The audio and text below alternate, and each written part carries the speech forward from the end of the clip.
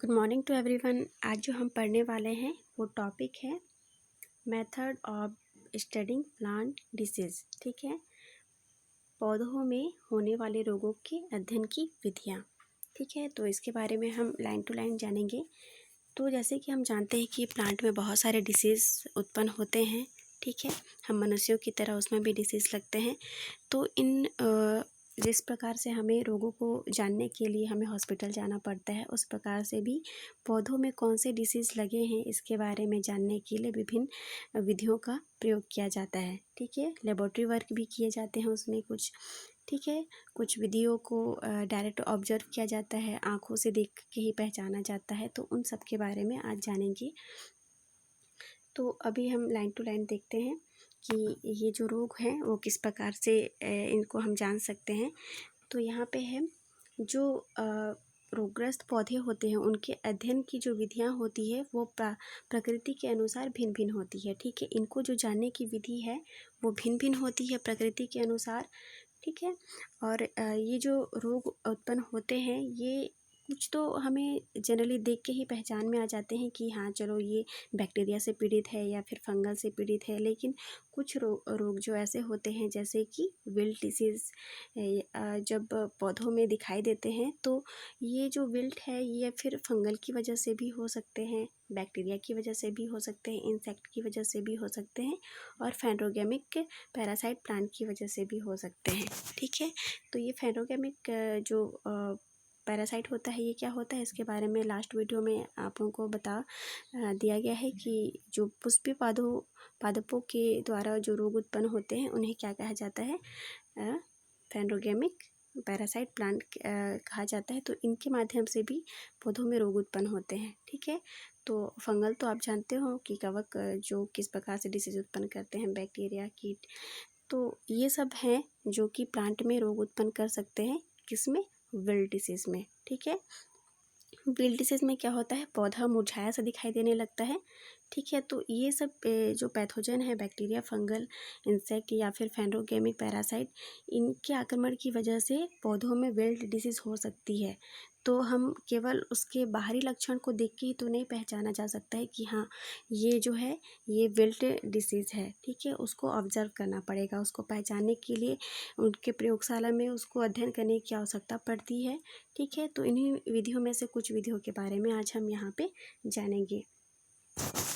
तो सबसे पहली जो विधि है वो है आपका डायरेक्ट ऑब्जर्वेशन। ठीक है, हम क्या करेंगे, प्रत्यक्ष अवलोकन करेंगे। प्रत्यक्ष मतलब हम देख के ऑब्जर्व करेंगे कि हाँ ये कौन से डिसीज़ हो सकते हैं पौधों में होने वाले जो रोग हैं। ठीक है, तो अधिकांश जो प्लांट डिसीज़ होते हैं वो स्मट, रस्ट या फिर पॉडरी मिल्ड्यू, ठीक है, डाउनी मिल्ड्यू जो रोग लक्षण अपने दिखाते हैं। ठीक है, तो ये जो स्मट क्या होता है, स्मट में जो आपका पौधा में जो है पत्तियों में चूरन जो ब्लैक कलर का कोयले के समान चूरन दिखाई देता है। ठीक है, उसे क्या कहेंगे, स्मट कहेंगे। आप लोगों ने बहुत सारे प्लांट में जो देखा भी होगा।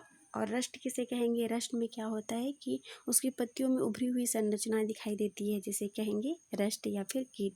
वही पाउडरी जो मिल्ड्यू होते हैं वो आपका पाउडर के रूप में सफ़ेद सफ़ेद चूर्ण दिखाई देता है। ठीक है, तो इस प्रकार के जो सिम्टम्स जब प्लांट में दिखाई देते हैं तो ये जो इन्हें पहचाना बहुत ही क्या हो जाता है, स्पष्ट रूप से ये दिखाई देते हैं। ठीक है, प्लांट में।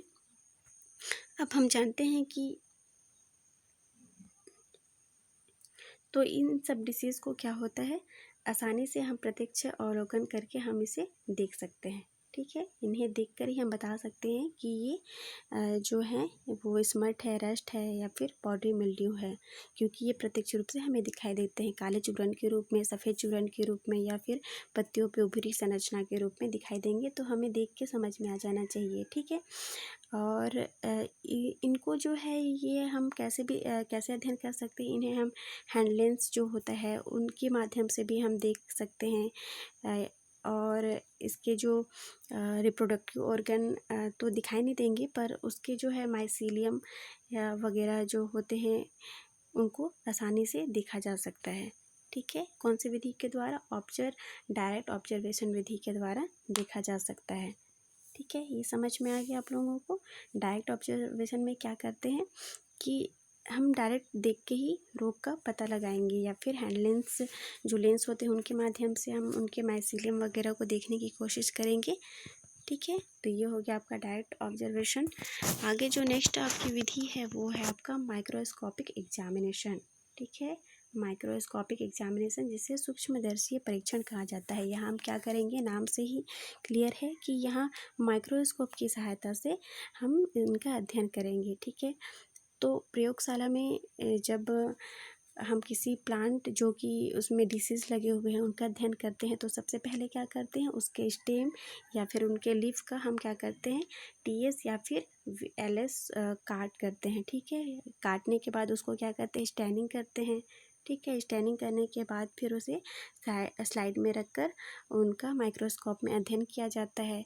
तत्पश्चात हमें क्या होता है कि कुछ हमें अगर जो फंगल से लगे हुए तो हमें कुछ कुछ स्पोर्स दिखाई देते हैं, या फिर उसमें जो होस्ट पैरासाइट है वो रिलेशनशिप जो बातें पता चलती है। ठीक है, उसके अलावा क्या होता है, हमें सेक्सुअल एसेक्सुअल जो रिप्रोडक्टिव ऑर्गन होते हैं वो हमें जो परीक्षण करने से पता चलता है। तो माइक्रोस्कोपिक विधि में क्या होता है कि हम माइक्रोस्कोप में देखेंगे। ठीक है, एलएसटीएस काटेंगे। ठीक है, स्टैनिंग करने के बाद जब हमें उन देखने के बाद जो हमें संरचनाएं दिखाई देती है, स्पोर्स, माइसीलियम या फिर जो रिप्रोडक्टिव ऑर्गन होते हैं, तो उनसे हम पता कर सकते हैं ये कौन से डिसीज़ से पीड़ित हैं। ठीक है, इसके अलावा क्या है, इसके कि कुछ कुछ ऐसे डिसीज़ होते हैं जिन्हें हम स्लाइड में काटने की ज़रूरत नहीं होती है। ठीक है, उन्हें हम नीडल की सहायता से भी जो है हम उसको कुचल कर उनका ऑब्जर्व कर सकते हैं। ठीक है, उनके रिप्रोडक्टिव स्ट्रक्चर का अध्ययन कर सकते हैं माइक्रोस्कोप में। ठीक है, तो ये माइक्रोस्कोपिक जो एग्जामिनेशन है ये विधि आपको समझ में आई होगी कि इसमें माइक्रोस्कोप में डायरेक्ट हम उसको स्लाइड के में डालकर पैथोजन को हम देखते हैं। ठीक है, तो ये विधि हो गया एक।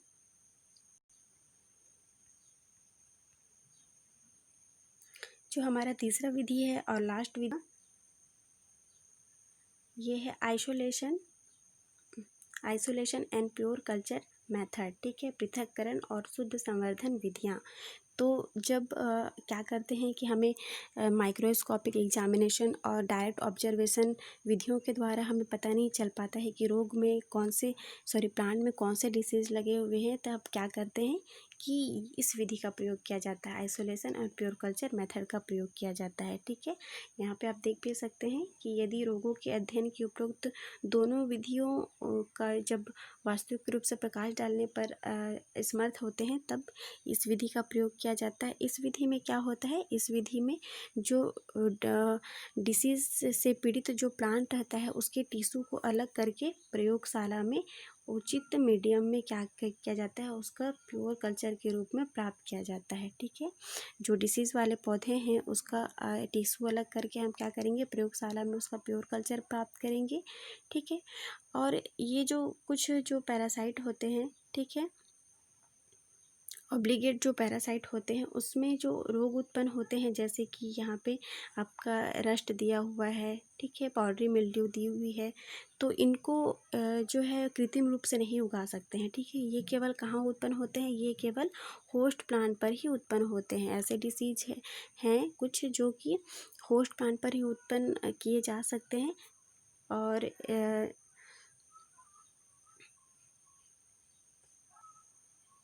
और इन्हें क्या होता है कि इन्हें कृत्रिम रूप से नहीं उगाया जा सकता है। ठीक है, इन्हें क्योंकि ये होस्ट प्लांट पर ही उत्पन्न होते हैं, कुछ डिसीज इसे कृत्रिम रूप से नहीं उगाया जा सकता है। ठीक है, इस पैथोजन को। और इसके अलावा कुछ ऐसे जो डिसीज़ होते हैं, ठीक है, जैसे कि फाइटोप्थोरा है या फिर पाइथियम, ये सबको क्या कृत्रिम रूप से प्रयोगशाला में उगाया जा सकता है। ठीक है, तो ये विधि समझ में आई, आइसोलेशन एंड प्योर कल्चर विधि। इस विधि में क्या करते हैं कि सबसे पहले हम क्या करेंगे, पैथोजन का जो हम डिसीज़ से पीड़ित है उस भाग को लेंगे, उसके बाद उस भाग के उस टिश्यू निकालेंगे, टिश्यू निकाल के हम उसको प्रयोगशाला में प्योर कल्चर करेंगे। ठीक है, मीडियम में रखेंगे। उसके बाद उससे एक नया उसमें जो होने वाले डिसीज़ है उसको उत्पन्न करेंगे, जैसे कि फाइटोप्थोरा हो गया, पाइथियम हो गया, ठीक है। तो ये अलग करके डिसीज़ उत्पन्न किया जाता है, ठीक है। इसे ही आइसोलेशन मतलब पृथक करना होता है, पृथक करके प्योर कल्चर प्राप्त करना होता है इस वाले डिसीज़ में, ठीक है। तो हम नेक्स्ट वीडियो में क्या पढ़ेंगे कि हम जब किसी भी पैथोजन को हम लेबोरेटरी वर्क करते टाइम कौन कौन से प्रिपरेशन करते हैं उसके बारे में जानेंगे। तब आज के लिए बस इतना ही, ठीक है। Thank you.